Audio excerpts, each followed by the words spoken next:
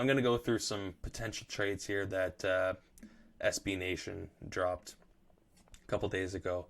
Going to be honest with you, if I'm Philly, Philly's a good enough team that they don't need to trade him right away. They've got Seth Curry. They've got Matisse Thybulle. They've got, obviously, Joel Embiid. They got Tobias Harris. They have a lot of quality players, even just two studs in Tobias Harris and, of course, Joel Embiid, who is MVP type level player. They can do well enough off the start that they don't need to feel pressured. The organization of the Philadelphia 76ers doesn't need to feel pressured to move Ben Simmons. And I don't think you do. I think Ben Simmons' trade value is at its lowest right now, deservedly so. But I think what Philadelphia would get back for Ben Simmons right now is not what he's worth. But let's go through some of these trades that SB Nation dropped. So the first one, there's no specifics on the actual picks. They usually just say a pick, so we can assume a first round pick. The Pacers. Now, I actually don't mind this trade. I don't know how it would work in terms of spacing, but the trade is Malcolm Brogdon, TJ Warren, and a pick for Ben Simmons. I love that trade, to be honest with you, for the Philadelphia 76ers. You get not really an offensive point guard, but he's got a great basketball IQ, a decent scorer at the small, and TJ Warren. You can kind of score from all three areas on the court. You got to give up that pick. Indiana gives up that pick. And then you get Ben Simmons in return. The reason I don't really like this for Indiana. You obviously have Sabonis. You have Miles Turner. You have Karis LeVert in the backcourt. But then Ben Simmons, I don't see how that works in terms of shooting. I think he would be in the same problem. I think for Ben Simmons' success, he needs to be on a team where he's surrounded by shooters. Similar to LeBron James. LeBron James is a great facilitator. LeBron can actually shoot and isn't afraid to shoot. But the best success for LeBron sees him surrounded by shooters. So it's a fine trade. I love it for Philadelphia. Not really a fan of it if I am Indiana. The second trade is with the San Antonio Spurs. It would be Dejante Murray, a young point guard, defensive-minded, so that's great for them. Obviously, you're giving up, one of the best defensive players in the league in Ben Simmons. So you get Dejante Murray back, still young. Derek White would be a solid six-man for them. Plays that kind of that two. I guess he could play the one, but I would see him more as a two. Devin Vassell, who is a young shooting guard, small forward, and a pick. I don't mind this, but I don't know why San Antonio would do it. It's interesting because my question would be around this trade is how long is Greg Popovich going to stay with the organization? And not so much stay with the organization as a figure, but being there and in the trenches and working with players. Obviously the success that we've seen with the San Antonio Spurs over the years has been led by Greg Popovich in there, in the trenches, working with the players, working with Manu Ginobili and Tony Parker, obviously Kawhi Leonard, and making these guys greater than possibly their potential was when they came into the league. I think if Greg Popovich is still working that closely and that in depth with the players, I love that trade for both sides, really. I mean, you're not really getting a stud coming back for the Philadelphia 76ers, and I know they are a team that wants to get another all-star caliber player back for Ben Simmons. However, if you're getting multiple players to fit multiple positions, you might strengthen the depth of your team as well, so that could be good. Not a bad trade. Now we go over to the third trade is the Cavaliers. Now I can tell you automatically without even looking at the framework of this trade, I don't like it.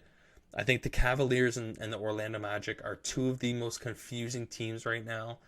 The Orlando Magic have about 85 guards, whether it be point guards or regular guards. They're RJ Hampton. They just drafted Jalen Suggs. They got Cole Anthony, Markelle Fultz. They have way too many guards. It's confusing. I'm sure I'm forgetting people.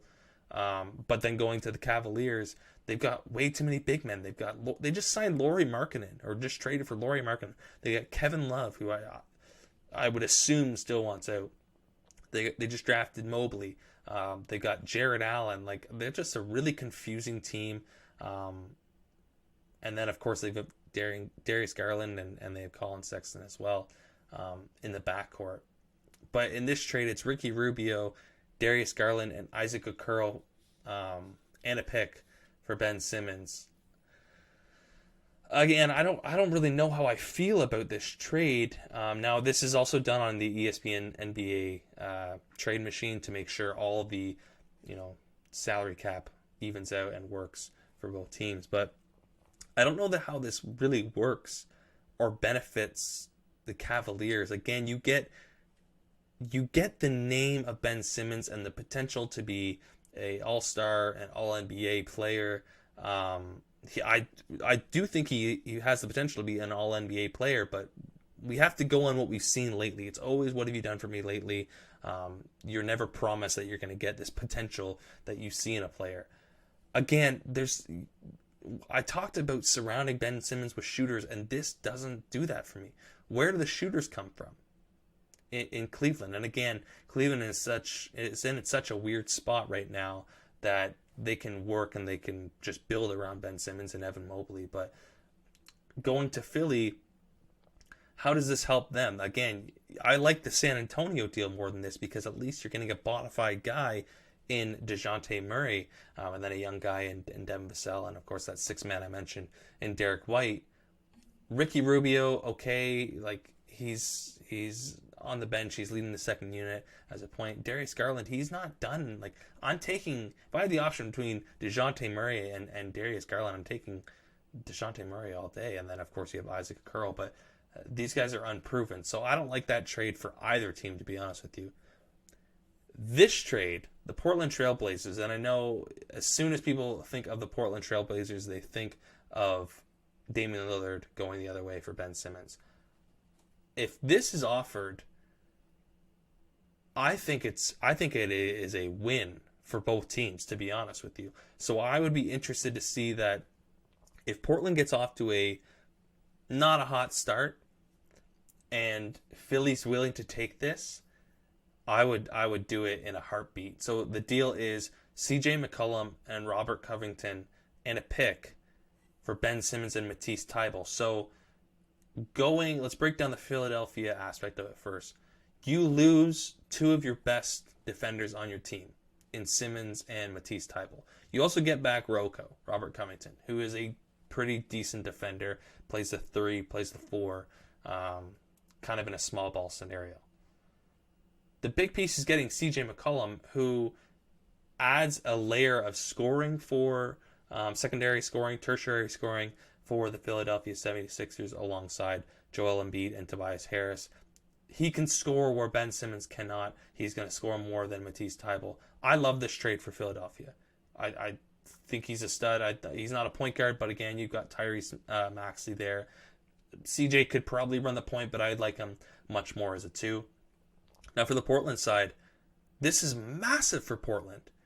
You bring in a guy in Ben Simmons and Matisse Thybulle that instantly strengthens the defense of the Portland Trailblazers, which has been an issue in the past. That has been a serious problem when it comes to Portland in the postseason. They've got the offensive skill to get themselves to a solid 6-5-4 seed in the West, but there was never anything that helped them get over the edge. And Ben Simmons coming in, playing alongside Damian Lillard, Nurkic. You got a young guy in Nasir there as well.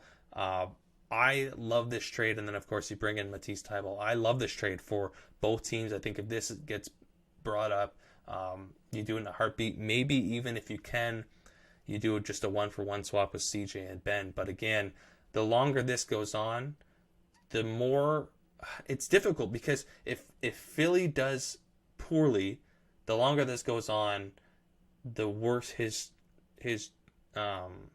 trade value gets. But if they do fine, if they kind of keep on pace with where they should be, they're not concerned. They're not going to rush to trade Ben Simmons. Now we go to the next one, which is the Memphis Grizzlies. You've got Steven Adams, Dylan Brooks, DeAnthony Melton, and 2 first-round picks, one from the Jazz and one from the Lakers, for Ben Simmons. I don't really see how this works for either team, to be honest with you. Steven Adams coming in, again, I know he's not going to compete with Joel Embiid for the center position, but I don't like that in terms of spacing. The best player you're getting back is Steven Adams. The biggest concern for the Philadelphia 76ers is getting a secondary scorer or a point guard that can control everything, can control the paint, can control the flow of the game. You're not getting that back with any of these players. Dylan Brooks is a nice player, but I mean, he plays small. It doesn't work for either team. And again, with Memphis, you're getting Ben Simmons, not surrounding him with shooting. I don't see how this works for either team. The Timberwolves, which is a team you hear a lot when it comes to the Ben Simmons trade rumors. So the trade is D'Angelo Russell, Malik Beasley, Jaden McDaniels, and a pick for Simmons, Tybal, and Isaiah Joe. So I'd be weary to do this if I was Minnesota, mainly just because of D'Angelo Russell and Karl-Anthony Towns' connection. Karl-Anthony Towns, I don't think he's the happiest right now in Minnesota as it is. Who's to say that if you trade one of his good buddies in D'Angelo Russell, who he had a big hand in getting to the Minnesota Timberwolves, who's to say that Karl-Anthony Towns wants to even stick around after that? So then you make this trade for Ben Simmons, and it's pointless. I think the Minnesota Timberwolves, to be honest with you, are a team that can potentially, I think they can make a play-in seed this year. They have a solid team, so I don't know if I would rough anything up just to get Ben Simmons.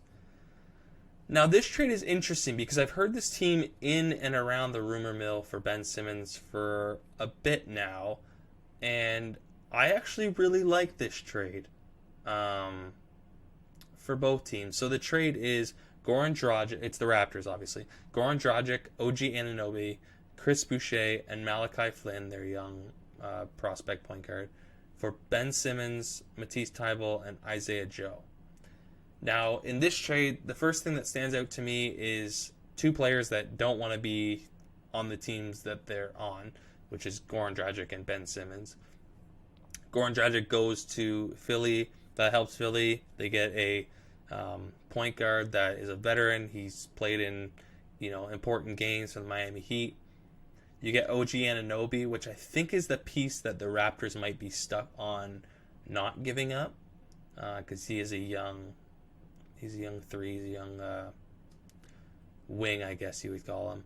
I like OG Anunoby, but again, to get something you need to give something, and then the other 2 pieces are Chris Boucher and Malachi Flynn. I know that the organization of the Toronto Raptors are very high on Chris Boucher.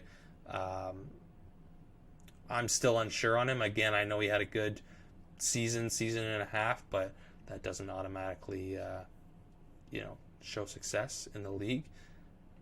So he would come back, which would add some more spacing for them. He'd play at the 4, and then you get a young player, Malachi Flynn. I like this trade for both. Again, you get Ben Simmons, so then you build around sort of a defense focus, big lineup, sort of a fluid lineup for the Toronto Raptors. You'd have Pascal, you would have Scotty Barnes, their young player there, Gary Trent Jr. is there, of course, and then you would have Ben Simmons. It would be interesting. They also have Van Fleet. I forgot about him as well. It'd be interesting for them. I think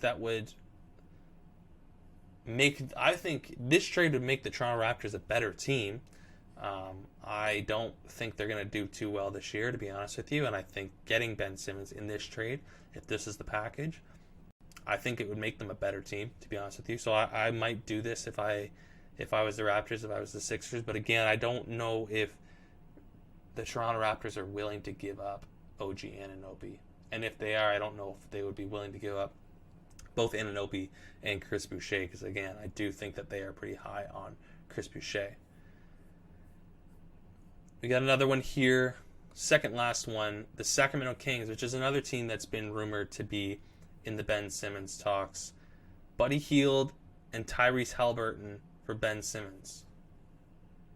This is an interesting trade because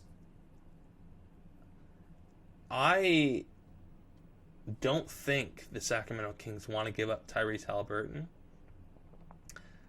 But I think if you could do this and you keep both De'Aaron Fox and Marvin Bagley III and get Ben Simmons, then that's nice. However, the real issue with the Sacramento Kings is Marvin Bagley III doesn't even want to be there. Similar to the Goron Dragic situation, he doesn't want to be on that team. He would like to be traded. So maybe you put him in the deal instead. But then again, how does that work for Philly? Philly doesn't get the player that they want. I think they get two players they would love in Tyrese Halliburton and Buddy Hield.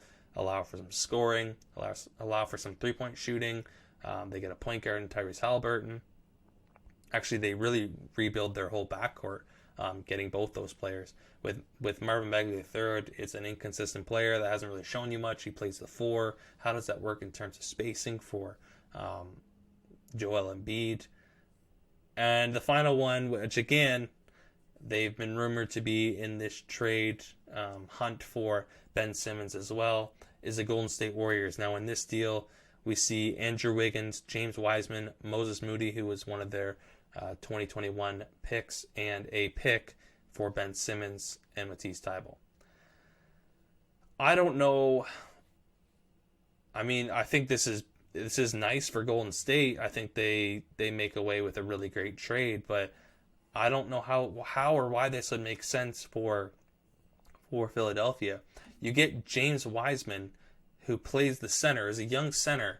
I'm very high on James Wiseman. You get him, and then you get Andrew Wiggins, and it's just like none of those players are doing what you want. You're now creating a log jam at the center position. So who's to say if that even works out for you?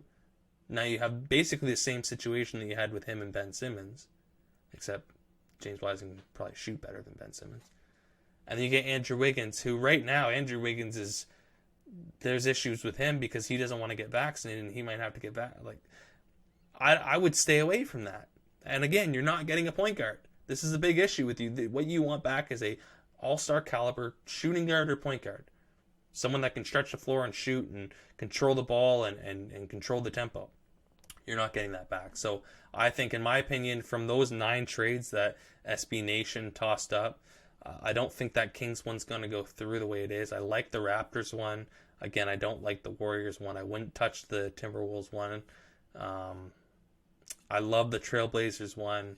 I don't mind the San Antonio one. So I would probably, if I'm San Antonio, or I'm Raptors, or I am one of those two teams, or Portland, obviously, then I'm taking a look at it. Because if you can get Ben Simmons back, one of the best defensive players in the league right now, just needs to work on the shot, disgruntled. And those 3 markets, I guess, aside from Toronto, but Toronto is kind of a different entity. Those markets are quiet markets. San Antonio, quiet market. Great success with them, quiet market. Portland, quiet market. They're starved for success in the playoffs, but a quiet market. It's not like Philly. It's not like New York. It's not like Boston. It's not like Chicago. And not like LA.